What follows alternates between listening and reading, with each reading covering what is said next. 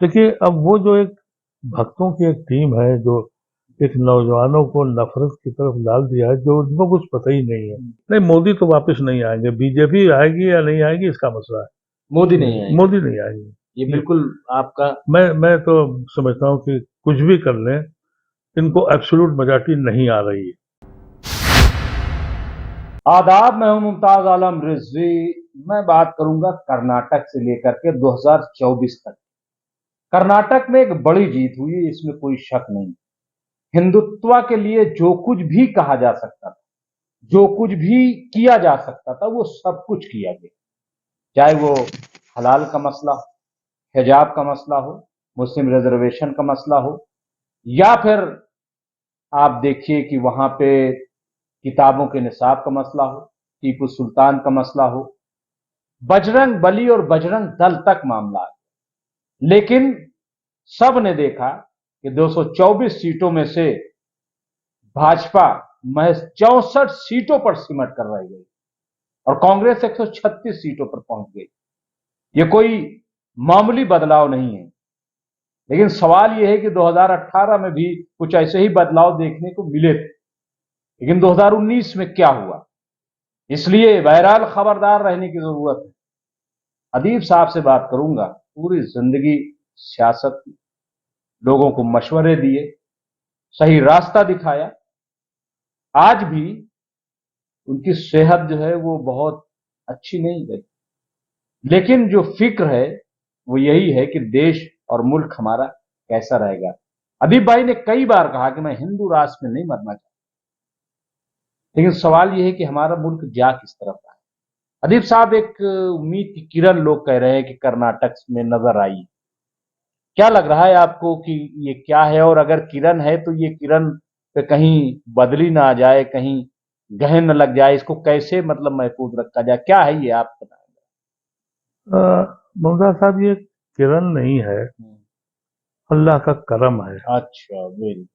अगर कहा यहाँ पर भी अगर ये जीत जाते तो इस मुल्क में कुछ भी बचने वाला नहीं था, क्योंकि जब ये फैसला इन्होंने कर लिया था कि मुल्क तबाह हो जाए, मियाँ को ठीक करना है, हम्म। और मियाँ को ठीक करते करते इस मुल्क की माशी हालात खत्म हो गए, इकोनॉमिक फैक्टर सब खत्म हो गया। ये एक ऐसा स्टेट थी जहां इनको रोकना जरूरी था। हमने अपनी जान से कोशिश की थी कि ये यूपी के इलेक्शन में रोके जाएं, वहां इत्तेहाद नहीं हुआ। मैं ये समझता हूं कि 2009 के इलेक्शन के बाद कांग्रेस पहली बार इलेक्शन लड़ने गई।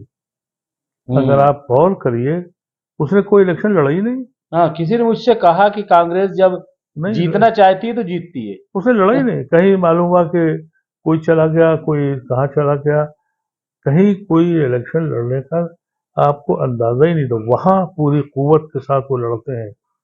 और यहाँ आलम यह था कि मैंने तो कई इलेक्शनों में देखा कि इलेक्शन हो रहा, कोई जा ही नहीं रहा, मानो 5 आदमी चले गए। अब ये जो इलेक्शन हुआ, इसमें कांग्रेस के अलावा इसमें जो सोशल एक्टिविस्ट थे और जो दूसरे ह्यूमन राइट्स एक्टिविस्ट थे, उन्होंने बहुत दिनों से जमीन बना ली। मैं आपको एक बात बताऊं कि आज से 3 महीने पहले मेरे पास एक फोन आया और उन्होंने कहा, दीप साहब, हम कुछ लोग हिंदुस्तान भर से आए हैं, आप कॉन्स्टिट्यूशन क्लब आ जाइए। मैं कहा कि भाई, मैं टालने की कोशिश करी तो उन्होंने कहा कि नहीं साहब, आपका आना जरूरी है, आप आधे घंटे के लिए आ जाइए। तो मैं वहां गया तो कोई 30-40 लोग थे। कुछ गांधीनियन थे, कुछ सोशलिस्ट मूवमेंट के ओरिजिनल सोशल मूवमेंट, और कुछ लेफ्ट के लोग थे। मैं किसी को नहीं पहचानता था, मैं अकेला मुसलमान था। उन्होंने कहा कि साहब, मैंने आपके 2 वीडियो सुने, मैं चाहता हूं इसलिए आपको बुलाया, क्या काम है? उनका कि हमें कर्नाटका में कांग्रेस को लाना है, हमने पूरी जिंदगी कांग्रेस की मुखालफत करी और हमारे पास कोई ऑप्शन नहीं, और हमने ये काम बांट लिए। और योगेंद्र यादव ये किसानों में जाएंगे, ये फला जगह जाएंगे, और अदीब साहब आप मुसलमानों में जाएं। हमारे दोस्त प्रोफेसर त्रिपाठी, उन्होंने कहा कि भाई मैं तो उन्हीं को मैं जानता था और योगेश यादव को जानता था, बाकी 18-20 लोग जो थे बंबई से भी थे और मुख्तलिफ जगहों से। उन्होंने कहा कि भाई ये इतना जा नहीं पाएंगे, उनका आप 2 वीडियो बना दीजिए। तो 3 महीने पहले ये ग्राउंड वर्क शुरू हो गया था और कांग्रेस ने बड़ी समझदारी ये की कि इनके मुद्दों में फंसे नहीं हो। मैं समझता हूं कि इस वक्त एक जहन ये तैयार हो गया आम पब्लिक का कि ऑप्शन नहीं है माइनस कांग्रेस, और अगर कांग्रेस पूरी कुव्वत से न लड़ती, इसमें क्रेडिट जो है वो नए सदर खड़गे का भी है, क्योंकि खड़गे 3 हफ्ते वहीं टिक गए। सोनिया गांधी, ये इंदिरा या प्रियंका गांधी या राहुल गांधी, ये बड़े मुखलिस से और काम करते हैं, लेकिन सिक्योरिटी रीजन या जो भी वजह है वहां तक वर्कर पहुंच नहीं पाता है। मेरे एक साथी हैं जो कांग्रेस को बड़ा गाली देते हैं, लेकिन मेरी वजह से कांग्रेस को सपोर्ट भी करते हैं। तो उन्होंने मुझसे बड़े वहां से फोन करके कहा कि भाई मैं तो सदर से 3 बार मिल लिया। तो मैंने कहा पहचाना? कहा पहचानने की मसला नहीं है, हमारा दिल तो खुश हुआ। हम गए सदर के पास, कहा बैठो, सर पे हाथ रख दिया। ये चीज वहां मुमकिन नहीं थी। तो ये सारी चीजें जो हो गई हैं, मैं समझता हूं ये ऊपर वाले का करम है। और ये मोदी साहब को अब 2 शक्लें उनके पास हैं। एक तो हमको अपना एटीट्यूड चेंज करें, या तो उसके लिए उनके पास कुछ है नहीं, क्योंकि वजह यह है कि 9 साल में कोई एक इशू नहीं बता सकते जो उन्होंने किया है। दूसरा इशू उनके पास ये रह गया कि और शिद्दत से जी हमको टारगेट करें। तो मुस्लिम कम्युनिटी को तैयार रहना चाहिए कि अभी और क्या क्या उसे झेलना है, तो हमें कुर्बानी एक और देनी है। नहीं, मैं समझता हूं कि मध्य प्रदेश में तो मैंने उसी टीम से, जो एक नई टीम है और जो फील्ड के लोग हैं, और यानी ऐसे ऐसे लोग हैं जो महीनों महीनों जेलों में रहे और हर मूवमेंट में घूमते हैं और कहीं उनके नाम भी नहीं है। अब वो इत्तेफाक से मुझे बुला लिया और मैं जो पहले तो मैं ऐसे ही गया था आधे घंटे, लेकिन यकीन करें कि वहाँ 3 घंटे बैठा रहा उन लोगों के साथ, और अगर वो 3 घंटे और बैठे होते तो मैं बैठता।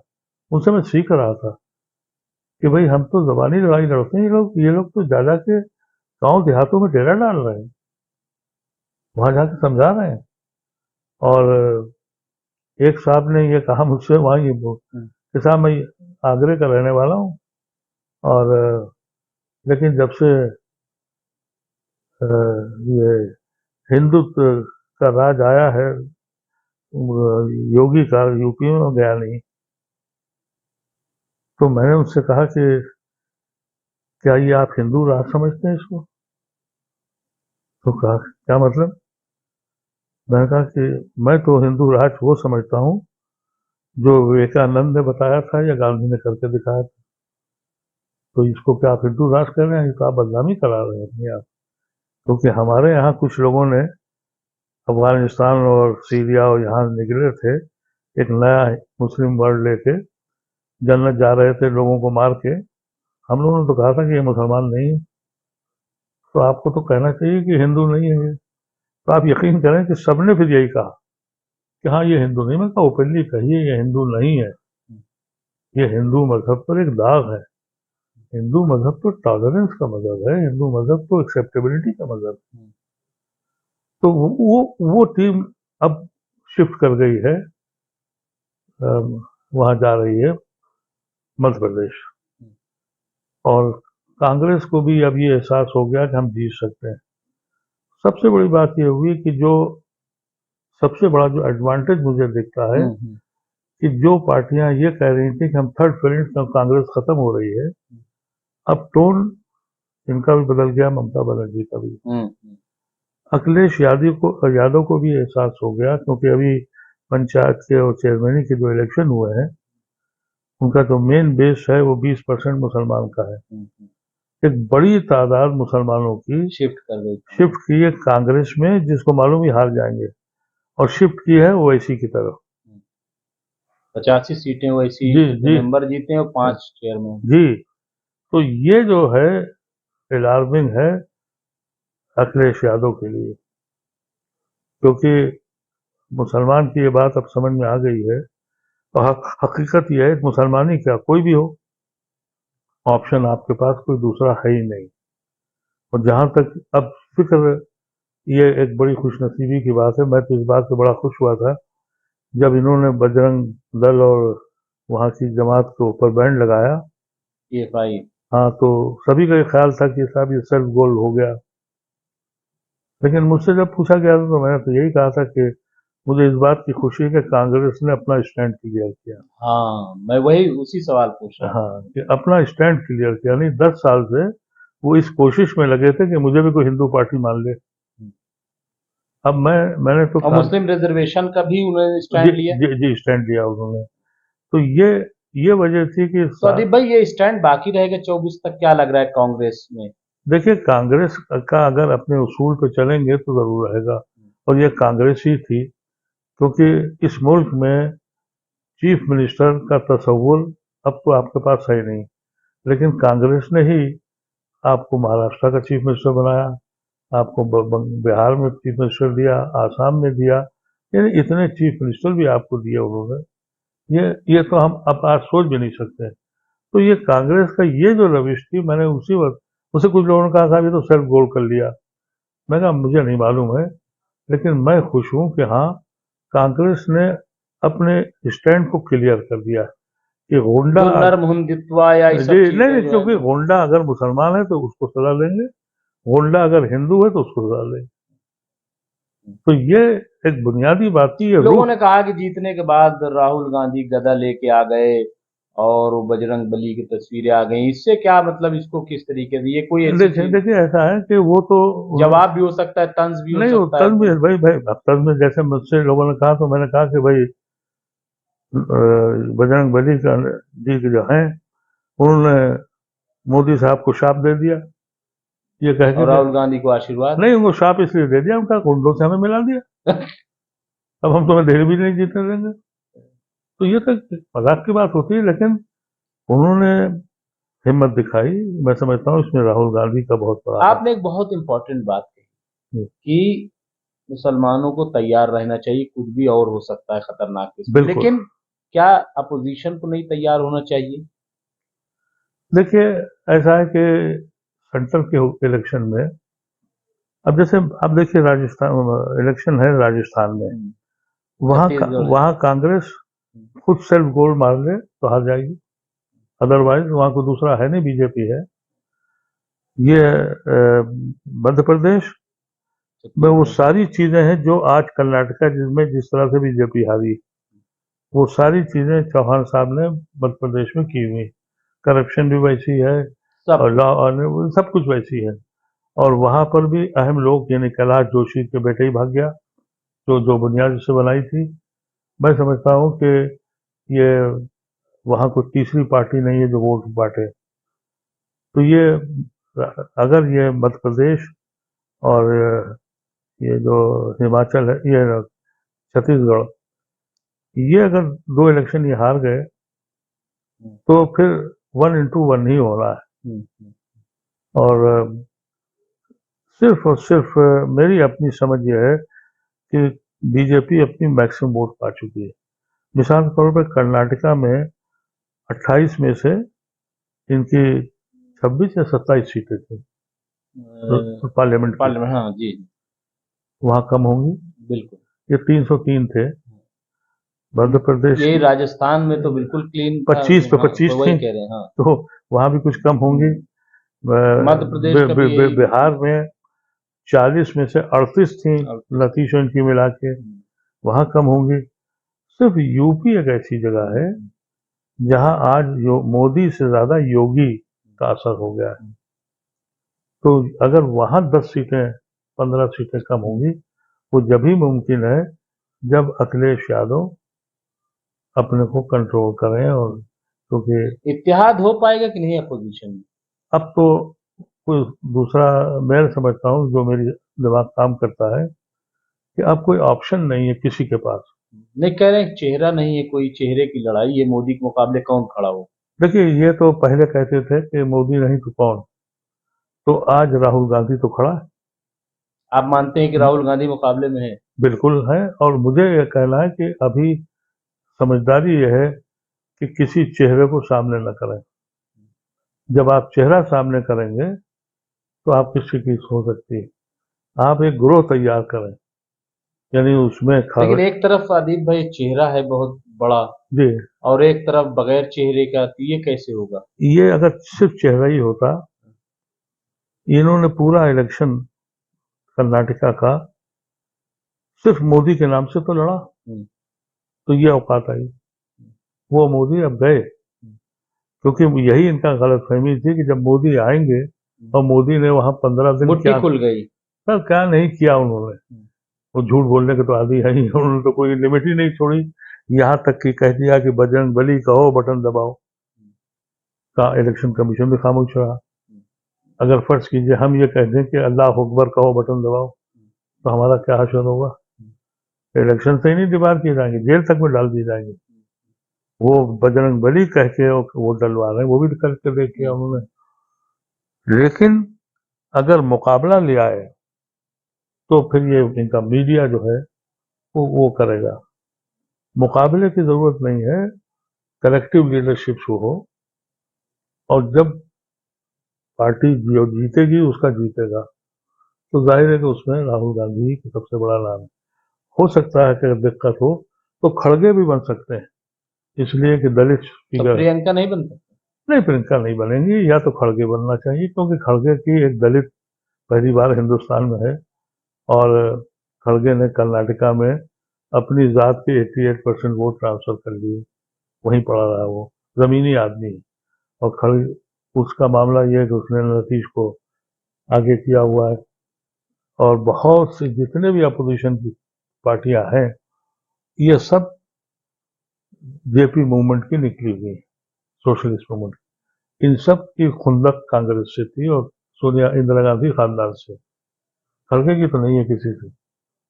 तो ये तो सिनारियो ऐसा बन गया है कि मैं समझता हूँ कि वो कितनी पावरफुल तरीके से प्रियंका, सोनिया या राहुल गांधी अपोजिशन से नहीं इंटरेक्ट कर सकते जितना खड़गे कर रहे हैं। तो ये बज़ाहिर मुझे लगता है कि अगर 24 में ये नहीं गए, एक बात तो बिल्कुल वाज़ेह है कि मोदी साहब नहीं आएंगे। पक्का? ये तो लिख लीजिए, आप मुझसे पूछ लीजिएगा तो। उसकी वजह है, अगर कुछ भी हो और इनकी हाईएस्ट पार्टी आ जाए, फॉर एग्जाम्पल मान लीजिए, तो इनसे अलायंस कौन करेगा। अलायंस जब होगा, आपको याद है कि बीजेपी को खड़ा किया था अडवाणी ने, और जब अलायंस का मसला आया तो आरएसएस ने वाजपेयी जी को आगे कर दिया कि साहब ये बड़े तैयार रखते हैं वो अपने आदमी को। तो भाई ये देखिए, वाजपेयी जी पे समझौता हो गया, वो लिबरल कह रहा है। इनके पास एक गडकरी बैठे हुए इंतजार में। इंतजार में, अगर समझौते की शक्ल हुई तो कौन आदमी मोदी से, क्योंकि मोदी ने किसी को छोड़ा ही नहीं।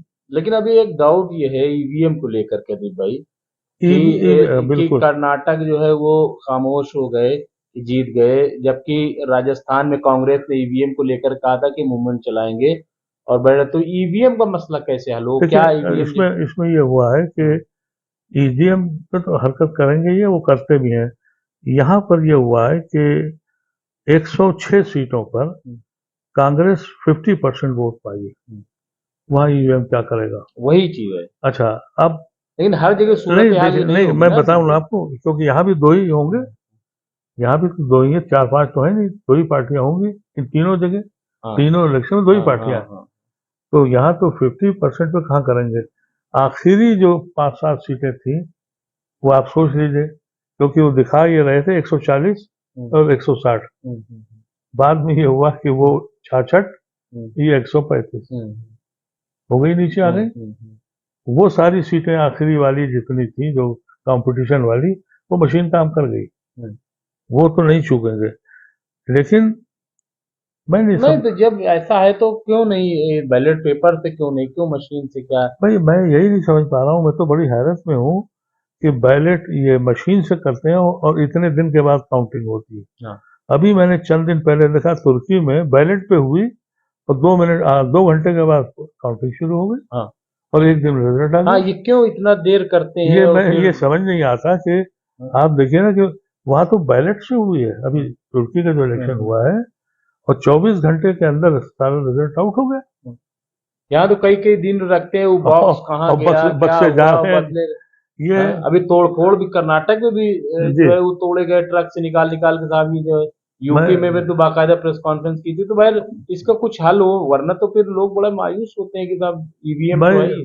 भाई मैं समझता हूँ कि सारी कोशिश तो कर ली इन्होंने, लेकिन अब जो भी सरकार आए उसको ईवीएम बदलना पड़ेगा।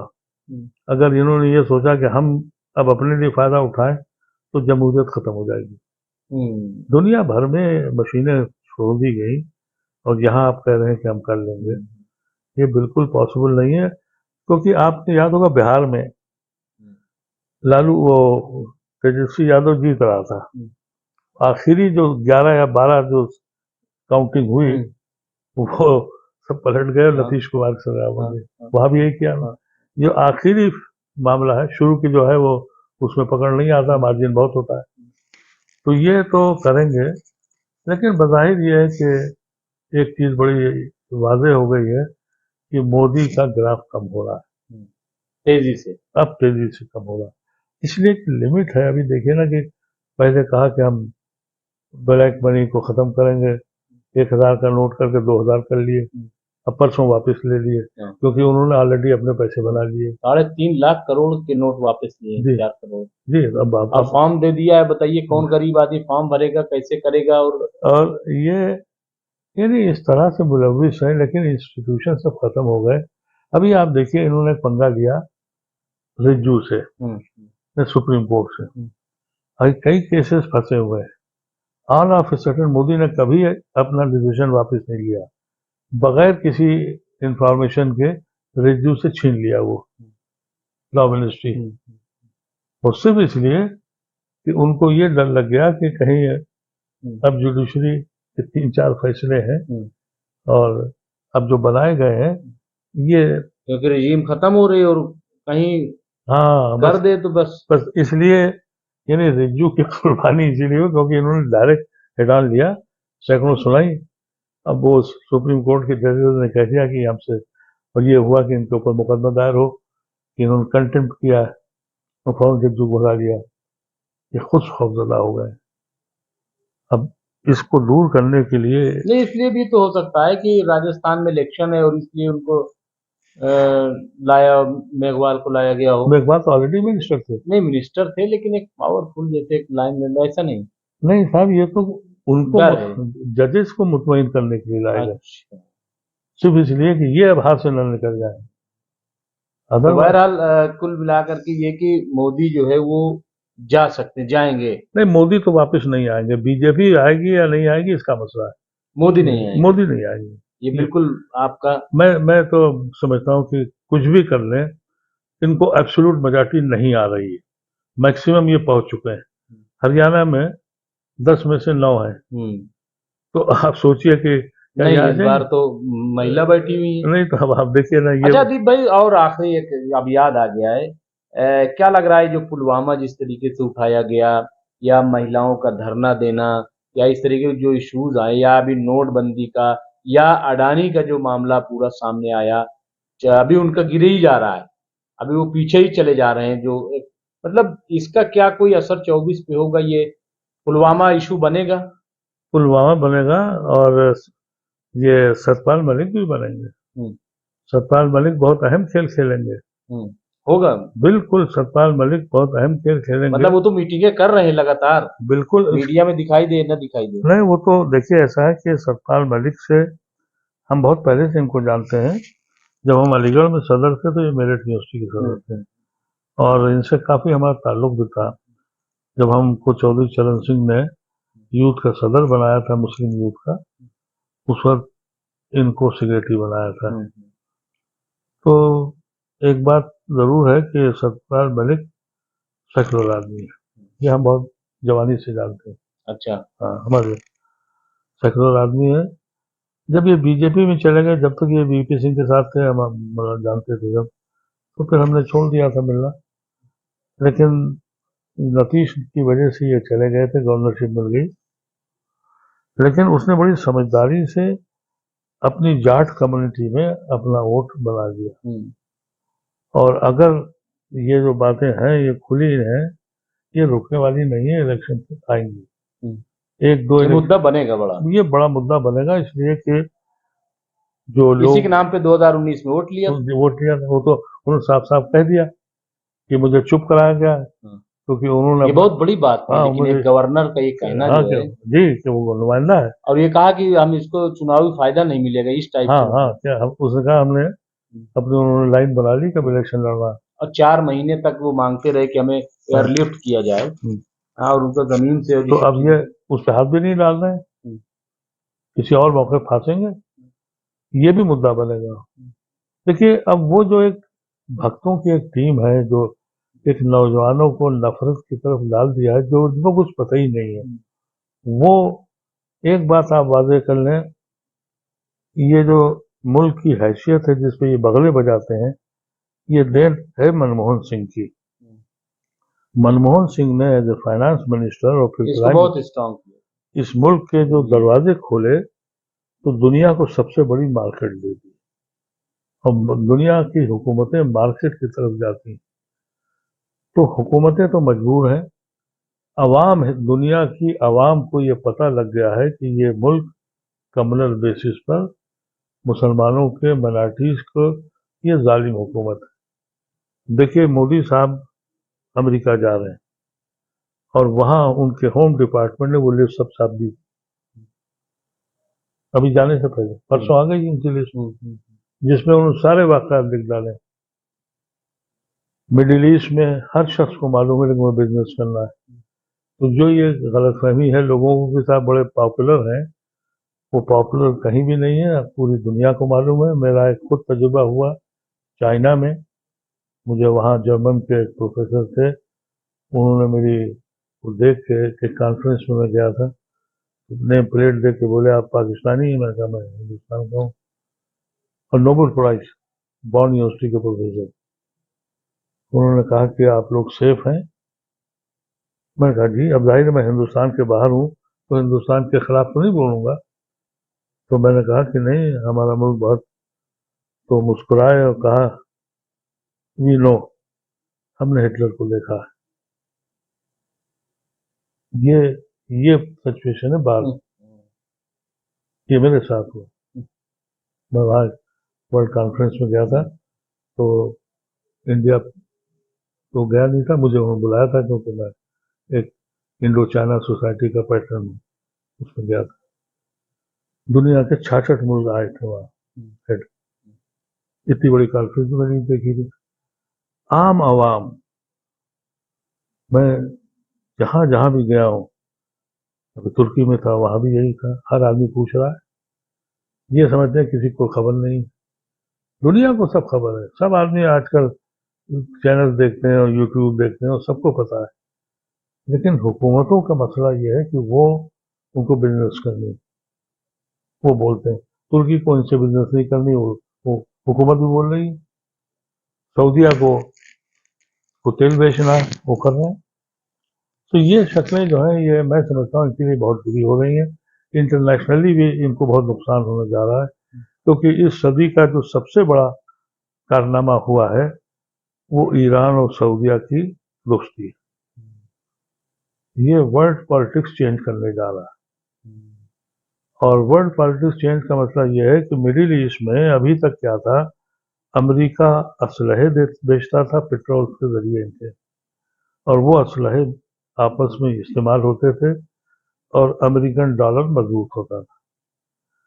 अब चाइना के इस मूव से चाइना न्यूक्लियस होगा, तुर्की, ओमान, ये ईरान, पाकिस्तान, ये सब जो मुल्क हैं ये चाइना की तरफ आएंगे। चाइना असलाह नहीं बेचता, वो कमोडिटीज बेचता है। तो कमोडिटीज बेचेगा, इनसे पेट्रोल लेगा, तो अमेरिका का असलाह कहाँ बिकेगा? और उसमें हिंदुस्तान कहीं दूर तक नहीं दिख रहा। हिंदुस्तान को एक तरीके का नुकसान भी तो हुआ हिंदुस्तान के लिए बहुत बड़ा, क्योंकि अलग थलग पड़ गया पूरा। पड़ जाएगा अगर यही करते रहे, क्योंकि अगर इसी तरह से मजालिम करते रहे और इस तरह की हुकूमत चलाते रहे तो उसके असरात पड़ेंगे। तो मैं ये समझता हूँ कि इनके बस की नहीं है। जब कांग्रेस आएगी या कोई दूसरी पार्टी आएगी तो फिर वो पॉलिसी बनाएगी जिसमें हमारा दखल रहे, नहीं तो हम इंटरनेशनली भी जाएंगे, ये बिल्कुल वाज़ेह है। क्योंकि अभी तक तो इनके अब्बा अब्बा अमेरिका थे और वो उनके गुलाम अमेरिका के सऊदी अरेबिया थे। अब सऊदी अरेबिया के भी शायद समझ में आ गया कि भैया बहुत हो गई, क्योंकि वहाँ यमन में फंस गए, सीरिया में फंस गए, हाँ हाँ, बहुत उलझ गए, बहुत उनकी हालत खराब हो गई। अब वो कंगाली की तरफ बढ़ गए थे जी सऊदी। जी जी, ये मैं समझता हूँ पिछले 50 साल वर्ल्ड वार के बाद ये बहुत बड़ा इवेंट हुआ है, इसको सोचना चाहिए। सऊदी अरब। तो बहरहाल ये थे मोहम्मद अदीब साहब। हमने काफी तफसील के साथ बात की, और एक बात जो मोहम्मद अदीब साहब ने कही और दावा किया है, हम बात करेंगे 2024 में जब चुनाव हो जाएगा, कि मोदी तो नहीं आएंगे, ये बिल्कुल तय बात है, और उसकी वजूहात भी बयान करेंगे। बहुत बहुत शुक्रिया अदीब साहब।